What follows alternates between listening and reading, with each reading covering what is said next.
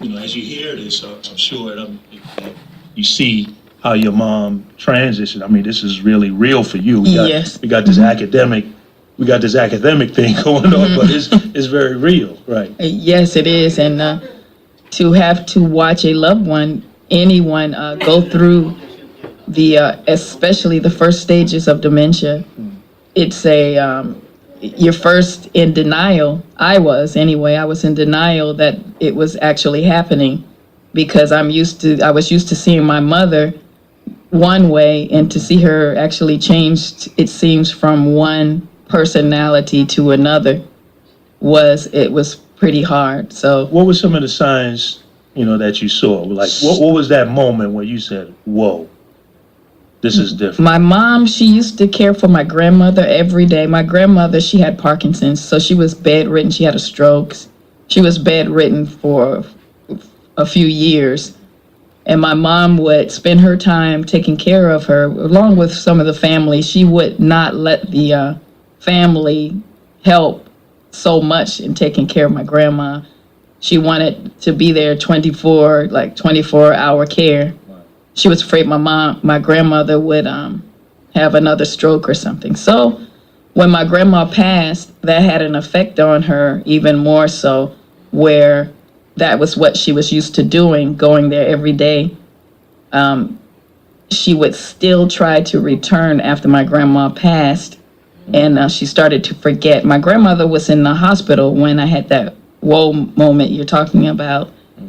And the nurse, when I came to visit, the nurse told me to please keep an eye on my mother because she went into another room looking through the drawers, and it kind of startled the other patients. And I said, well, that doesn't sound like my mother. So she said, well, just keeping an eye on her. My mom left my grandmother's room and went down the hall, and I said, where are you going? She said, I'm going to my apartment, which was down the hall. And I said, this is the hospital. And she asked me, why are you trying to confuse me? And that was when I realized that something is really wrong here. It really hit me at that moment. Yeah. Yeah, it sounds very familiar. Talk about the play. Okay, the play was my outlet really for watching my mom go through. The play has a twofold meaning. The first meaning, of course, is because of my mother.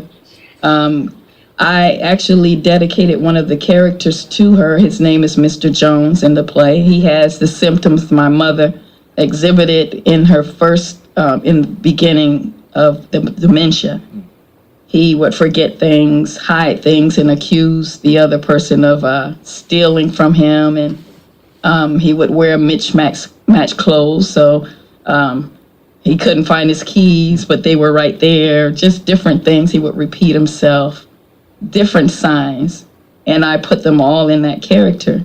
Second character, I dedicated to my family. What we saw, what we experienced, may have experienced watching her go through that. His frustrations, and during the play, he'll have a monologue about how he feels, and he has to stay up at night 2 and 3 in the morning because of just different And that's things. tough because a lot of times, you feel guilty about Yes. how you feel. Right. And all of your frustration because, this loved one is deteriorating, they need your help. Yes. They were there for you when you were a child and all of this, and now you're feeling these real emotions of being frustrated. Exactly. And then guilt starts seeping in, and I mean, it just snowballs. Exactly.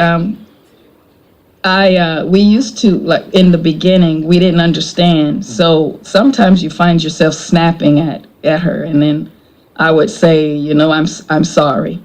Not something so mean, but you would snap because of your frustration. And she would ask for what? And even though she forgets or forgot what it was, I mean, it doesn't matter. I'd still apologize. So what I ended up doing, I called the Alzheimer's Association, and they had a representative come and speak to the family about what to expect. Right. And it helped a whole lot.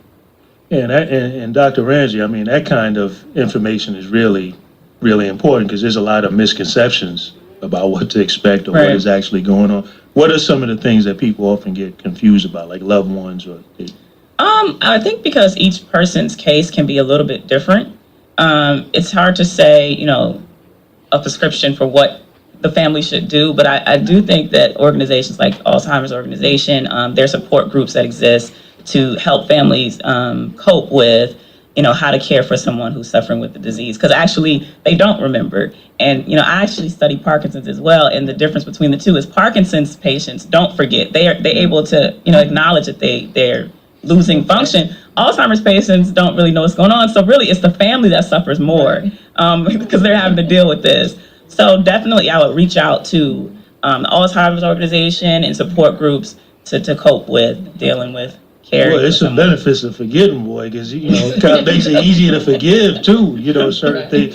That's and it's funny that you said that. Not funny, haha, funny, but just again, I'm reflecting on my own experience, and I remember the moment that I realized that my mother no longer knew who I was, and how deeply that disturbed me. Because I'm her youngest child. We were the longest together. We had all this history together, and this and that and the other. And then when it hit me, it was like, it tore me apart.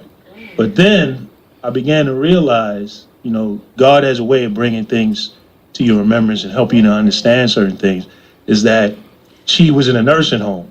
And she had never wanted to be in a nursing home. When you talk about that guilt and all those kinds we recognize this is the best place for her. Though all this time she was saying, you better not put me in a nursing home. I'll come back from the dead and shoot you. But we realized that wasn't because she needed that 24-hour care. And it occurred to me that if she had fully realized where she was, she would have been a very, very unhappy, person, and that very much helped me to, to be able to deal with that. How, as a family, how have you all been able to, Jessica, sort of? As a family, we would visit my mother. She's in the nursing home at this time, and I could relate to how you felt about your mother saying, never put me in a nursing home.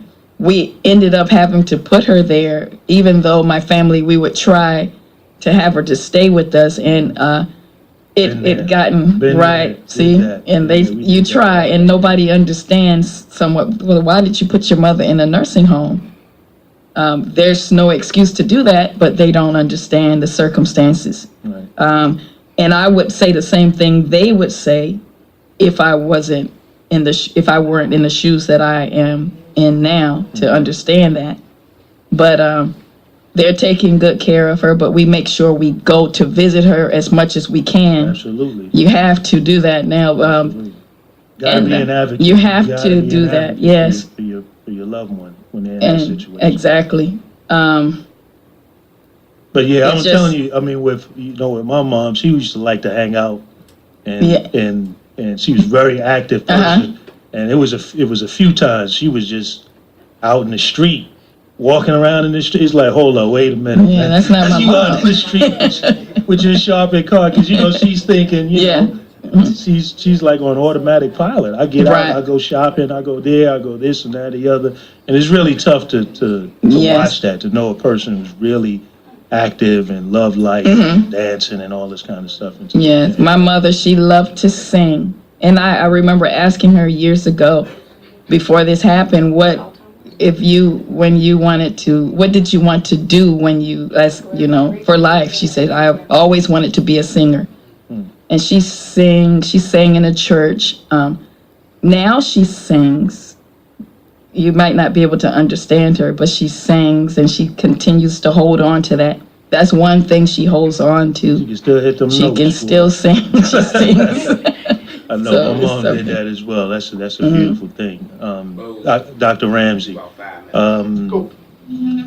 things people can do, again, from what the research is showing, what people ought to know. Well, any thoughts on that? I would say you hear about antioxidants. So one of the risk factors for Alzheimer's, if you will, is oxidative stress. So definitely, eat your dark chocolates and blueberries and really? Yeah. So oxidative stress is actually implicated in a lot of diseases, but it's one of the things we see in Alzheimer's tissues. So try to get antioxidants in. Try to minimize high-fat diet. So now there seems to be an association between cholesterol levels. So people who have heart disease are at a higher risk for Alzheimer's.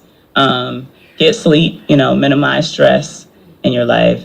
Just take care of yourself. The same stuff you hear, good diet, good rest. And Jessica, to play, I'll give you the last word, your message that you want people to get when they come out and see this fabulous play. Yeah, especially, sir, I want them to understand that the character, Mr. Jones, he will make you laugh, repeating himself and everything, but I want them to see the seriousness of the dementia, the Alzheimer's disease, dementia. All right, great. Well, ladies, I appreciate you all coming on the show. Blessings to you and all of you out there concerning your moms. And this is, again, the play is How Can I Forget? Tears Behind the Shades. It's going to be at Heritage High School's Auditorium, 5800 Marshall Avenue in Newport News. Information, call 757-273-4366. And to all moms out there, happy Mother's Day. We love you. Be right back. She's my favorite girl.